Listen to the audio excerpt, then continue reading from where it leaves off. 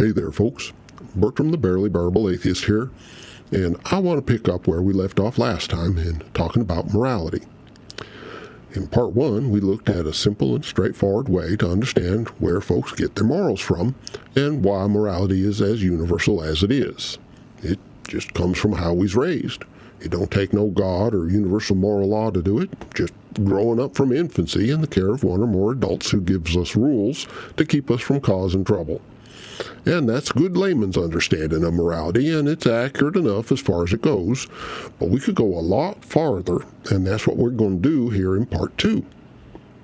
So, if you ever find yourself talking with a religious apologist about morality, there's a good chance they'll ask you whether morality is objective or subjective. Or they may say absolute instead of objective, but they mean pretty much the same thing.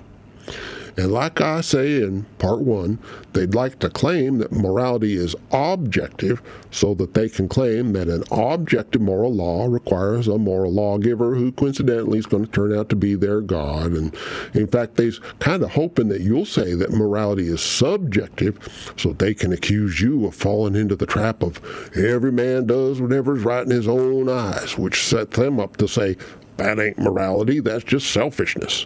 And some of the creepier ones might even try and twist that into making you look like you're rebelling against the whole idea of morality just so as you can get away with sinning. I mean, that's pretty slimy, but there's some as'll do it. Now, I like to say that morality ain't objective and it ain't subjective, it's collective. It's a social instinct that we all have as social critters to help us get along as a society. There's an objective component and a subjective component, but morality as a whole is collective, which is why morality evolves as society evolves.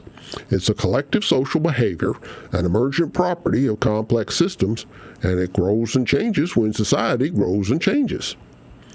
What's interesting to me is that the objective component and the subjective component are both based on materialism, even in religious moral systems. Now, that's something that might surprise some folks and maybe even offend a few, but it's true. That's why some religions teach that after you die, you're going to be resurrected back into a material body so you can properly experience the consequences of your work when you was alive. Materialism is an essential part of morality, so preachers got to say you're going to get material again at the last judgment. Kind of ironic, And if you find a religion that don't have no resurrection at the end, you'll still find that their definition of good and bad is based on material experiences, because that's where our whole concept of good and bad comes from. It's physical. It comes from our senses.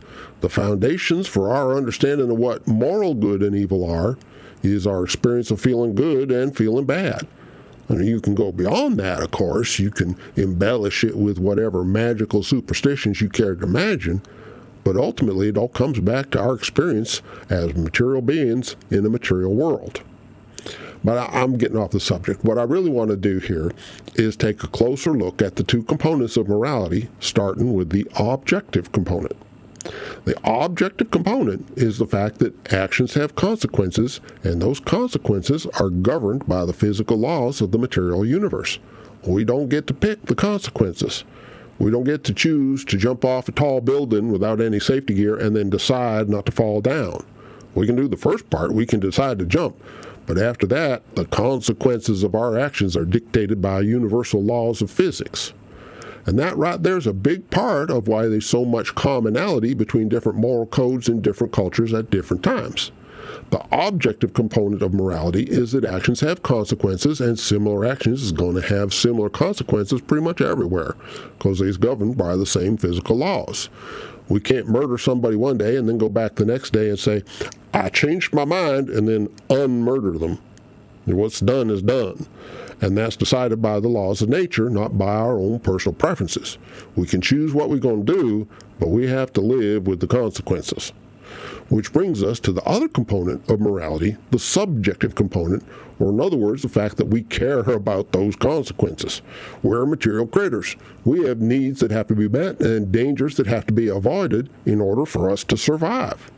And since we've physically descended from a long long line of critters that preferred to survive, thank you very much, we've inherited a lot of things that motivate us. Survival instinct, for example, and emotions that move us towards the things we need and away from the things we threaten, that threaten us. And the consequences of our actions have at least the potential to either help us or harm us. So we care about them. And by the way, do you ever notice how most of the word emotion is the word motion?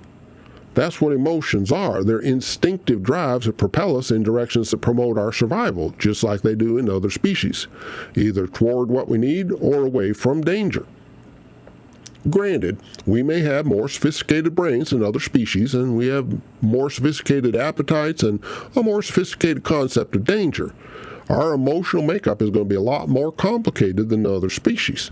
But fundamentally, the reason we care about consequences emotionally is because we're material creatures, and therefore we're deeply concerned about our material well-being, just like our physical ancestors all the way back to the very first critters.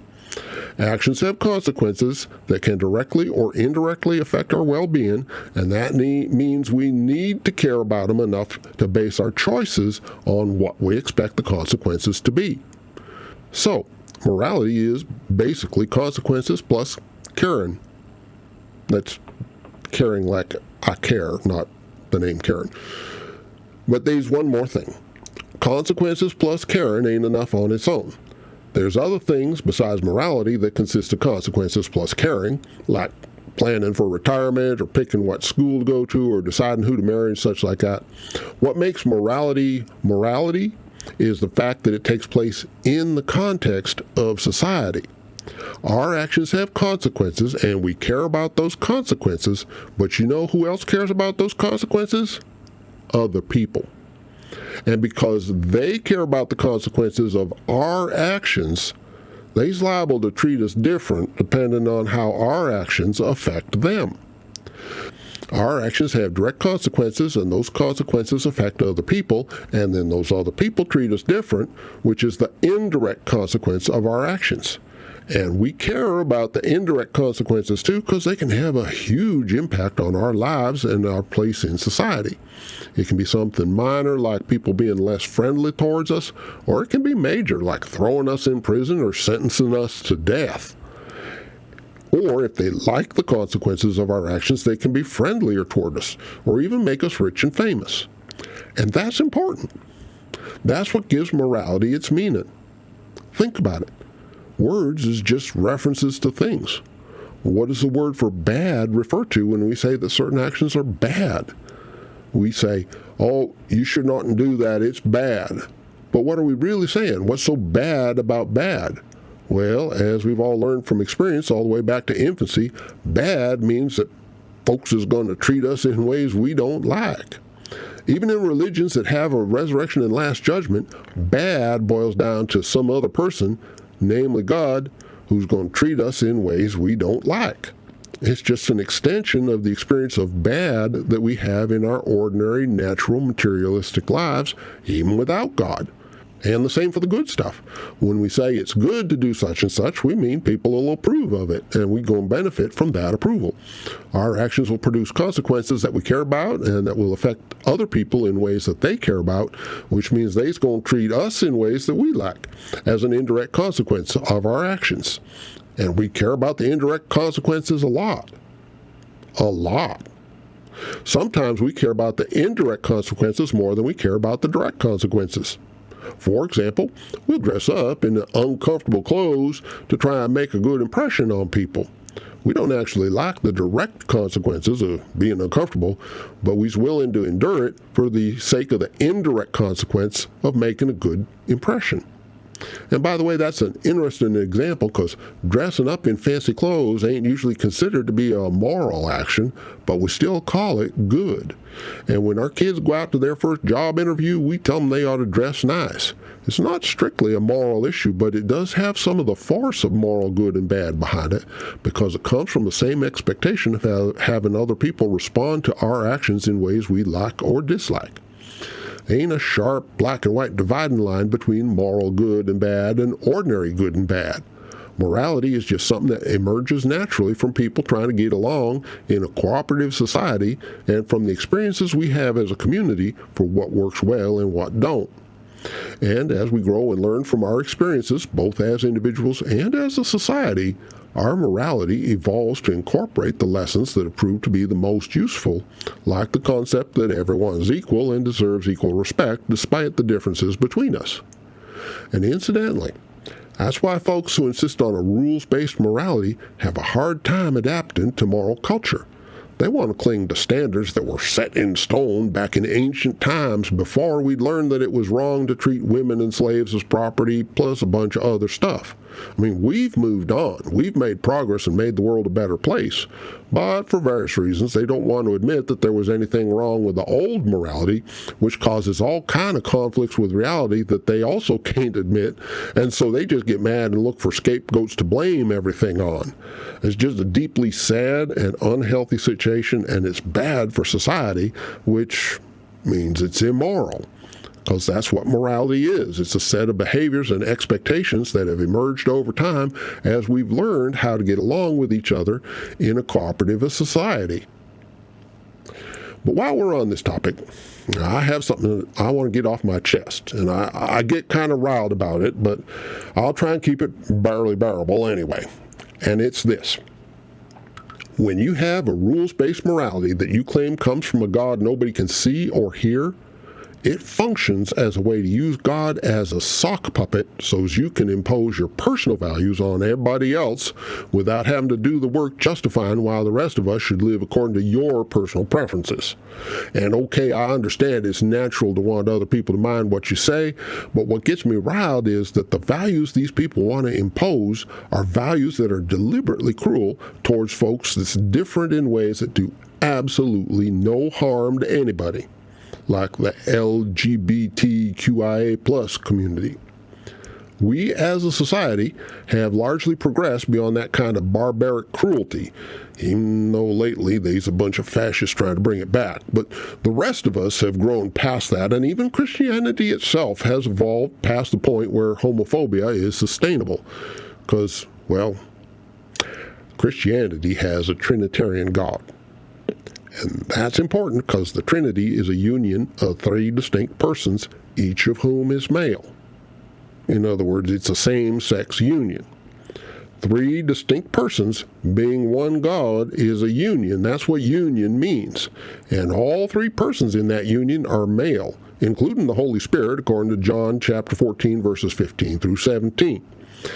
So the Trinity is literally, undeniably, a same-sex union.